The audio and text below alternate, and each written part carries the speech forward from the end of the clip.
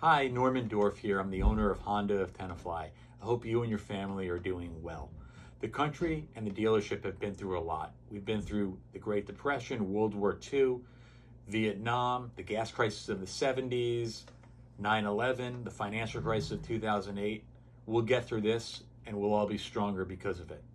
If you're bored, our service department is open from Monday through Saturday from 8 to 4. We're closed on Sundays. You're welcome to come down, or we can drop off and pick up your vehicle for you.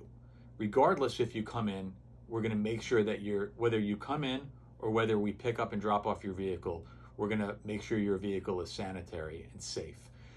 When we pick up the vehicle from you, we're going to put a piece of plastic down on the seat.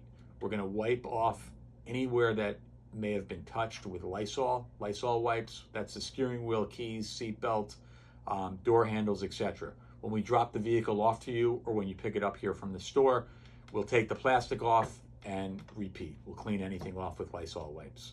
For all of our customers who have bought or leased a new vehicle or used vehicle within the last year, good news. We owe you 2 oil changes and a tire rotation. Now would be a great time to get that handled.